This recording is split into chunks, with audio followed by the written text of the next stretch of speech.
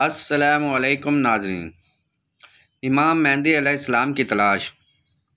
حضرت امام مہدی علیہ السلام اس وقت مدینہ منورہ میں تشریف فرما ہوں گے، اس خوف سے کہ مسلمان مجھ نتوا کو اس عظیم و شان کام کے لیے چن لیں گے، اس لیے مکہ چلے جائیں گے۔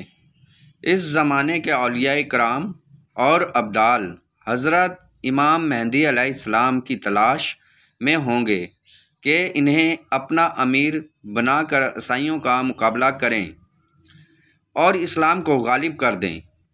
مہدی ہونے کے بعد لوگ جھوٹے دعوے دار ہو جائیں گے۔ ان حالات میں حضرت امام مہدی علیہ السلام خانہ کعبہ کے ایک کونے رکن یمنی اور مقام ابراہیم کے درمیان والی جگہ تک طواف کرتے ہوئے پہنچیں گے کہ آدمیوں کی ایک جماعت آپ کو پہچان لے گی اور ان کے دل چاہیں یا نہ چاہیں وہ جماعت آپ کے ہاتھ پر بیعت کرے گی۔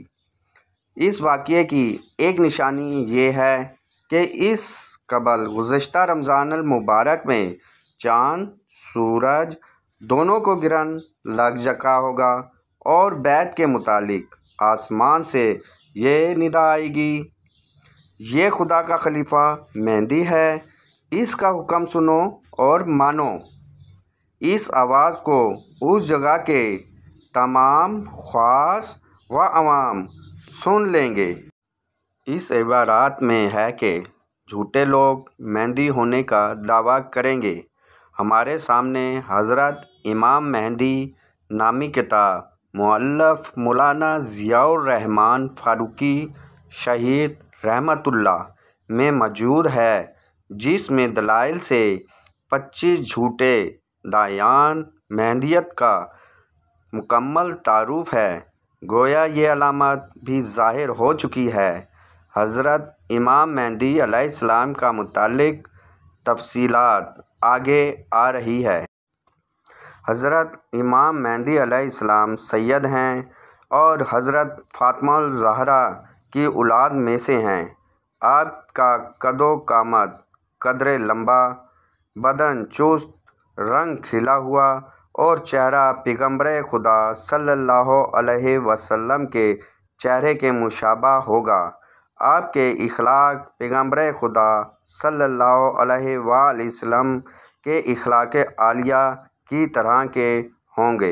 آپ کا اسم شریف محمد، والد کا نام عبداللہ اور والدہ کا نام آمنہ ہوگا۔ زبان میں قدر لکنت ہوگی، جس کی تنگی کی وجہ سے کبھی کبھی ران پر ہاتھ مارتے ہوں گے۔ آپ کا علم لدنی ہوگا، یعنی دنیا میں موجود کتابوں سے علم کے محتاج نہ ہوں گے۔ بیعت کے وقت عمر 40 سال ہوگی۔ خلافت کے مشہور ہونے پر مدینہ کے مسلمان فوجیں آپ کے پاس مکہ مکرمہ میں حاضر ہو جائیں گی۔ شام، عراق اور یمن کے اولیاء کرام اور ابدال آپ کے زیر سایہ آ جائیں گے اور ملک عرب کے بے شمار لوگ آپ کی اسلامی فوج میں داخل ہو جائیں گے، اور یہ ایک خزانہ جو کعبہ میں دفن ہے، جس کو رتاج الکعبہ کہا جاتا ہے، اس خزانے کو نکال کر مسلمانوں میں تقسیم فرما دیں گے۔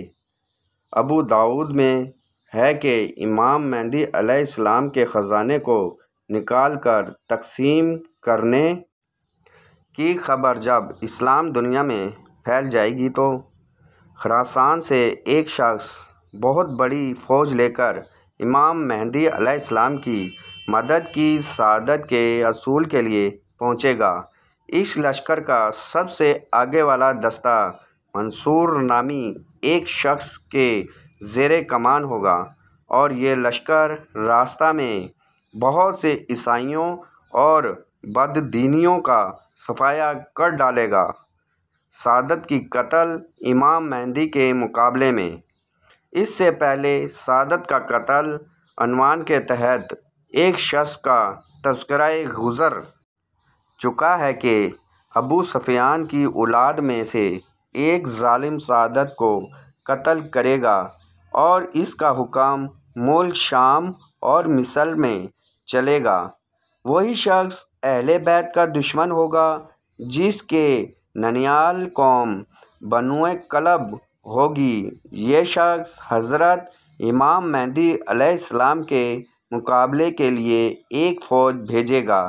جب یہ فوج مدینہ منورہ کے درمیان ایک میدان میں آ کر پہاڑ کے درمیان میں مقیم ہوگی تو اس جگہ اس فوج کے نیک و بد عقیدے والے سب کے سب زمین میں دھنسا دیے جائیں گے، کیونکہ یہ لوگ حق کے مقابلے میں آئیں گے اور باطل کی حمایت میں ہوں گے۔ کیونکہ یہ لوگ حق کے مقابلے میں آئیں گے اور باطل کی حمایت میں ہوں گے، اس وجہ سے ان کے عقیدے کی صحت بھی ان کے کام نہ آ سکے گی اور سب دھنسا دیں گے۔ البتہ قیامت کے دن ایک کا حشر اسی کے عقیدے اور اعمال کے موافق ہوگا، مگر ان سے صرف 2 آدمی بچ جائیں گے۔ ایک امام مہدی علیہ السلام کو اس واقعے سے مطلع کیا جائے گا اور دوسرا سفیانی کو اس دھنسنے والے واقعے کی اطلاع دے گا۔ عرب فوجوں کے حضرت امام مہدی کے ساتھ دینے کا حال سن کر عیسائی بھی چاروں طرف سے فوجوں کو جمع کرنے کی کوشش کریں گے اور اپنے اور روم کے ممالک سے فوج کثیر لے کر امام مہدی علیہ السلام کے مقابلہ کے لیے شام میں جمع ہوں گے، اور ہر جھنڈے کے نیچے 12 ہزار فوج ہوگی، اور حضرت مہدی کی مکے سے کوچ فرما کر مدینہ منورہ پہنچیں گے اور پیغمبر صلی اللہ علیہ وسلم کے روضے کی زیارت سے مشرف ہو کر شام کے جانب روانہ ہو جائیں گے۔ دمشق کے قریب کرب و جوار میں عیسائیوں کی فوج سے آمنا سامنا ہوگا۔ اس وقت امام مہدی کی فوج کے 3 گروہ ہو جائیں گے۔ ایک گروہ نصرہ کے خوف سے راہ فرار اختیار کرے گا اور اللہ تعالیٰ انہیں کبھی بھی معاف نہیں فرمائیں گے، کیونکہ وہ میدان جہاد سے بھاگنے کا بڑا گناہ کر چکے ہوں گے۔ باقی لوگوں میں سب سے خوش نصیب تو شہید ہو جائیں گے اور بدر واحد کے شہداء کے مراتب حاصل کر لیں گے، اور کچھ عیسائیوں کے مقابلہ میں ڈٹے رہیں گے حتیٰ کہ فتح حاصل کر کے ہمیشہ کے لیے گمراہی اور برے انجام کے اندیشہ سے چھٹکارا پا لیں گے۔ گویا انہیں ایمان پر مرنے کی خوشخبری بھی مل جائے گی۔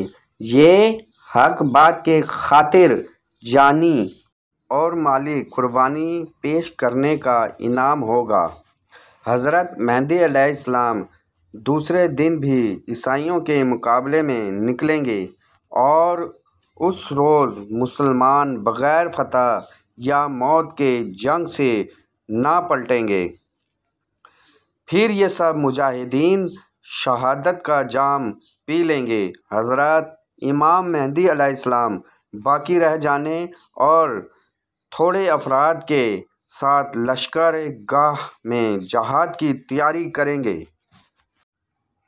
تیسرے دن پھر ایک بڑی جماعت کے ساتھ موت یا فداء کا عہد لیے میدان کارزار میں آئیں گے۔ آپ کے ساتھی بڑی بہادری کے ساتھ عیسائیوں سے جہاد کریں گے اور آرزوئے شہادت کو پا لیں گے۔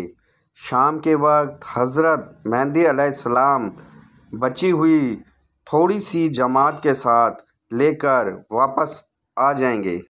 چوتھے دن بھی مجاہدین کی ایک بڑی جماعت موت یا فتح کی قسم کھا کر پھر شہید ہو جائے گی۔ حضرت امام مہدی علیہ السلام تھوڑی سی جماعت کو لے کر واپس تشریف لے جائیں گے۔ پھر ایک دن حضرت امام مہدی علیہ السلام رزق کی تھوڑی سی محافظ فوج کو لے کر دشمن سے نبردار آزما ہوں گے۔ اس دن خداوند کریم ان کو کھلی فتح نصیب فرمائے گا۔ سبحان اللہ۔ عیسائیوں کا اس قدر جانی نقصان ہوگا کہ باقی رہ جانے والے عیسائیوں کے دماغ سے حکومت کرنے کی بو بھی جاتی رہے گی اور بے سر و سامان ہو کر نہایت ذلیل و رسوا ہو کر بھاگ کھڑے ہوں گے۔ مسلمان ان کا تعاقب کر کے اکثر عیسائیوں کو جہنم رسید کر دیں گے۔ اس فتح کے دن حضرت مہدی علیہ السلام مجاہدین کو بے انتہا انعامات سے نوازیں گے، لیکن ان جاں بازوں کے دلوں میں حب الہی اور جنت کا شوق اتنا غالب ہوگا کہ اس مال و دولت کے ملنے کی انہیں ذرا بھی خوشی نہ ہوگی۔ اور دوسری وجہ خوشی نہ ہونے کی یہ ہوگی، اس جنگ کی بدولت بہت سے خاندان اور قبائل ایسے ہوں گے جن میں سے 1% آدمی بچا ہوگا۔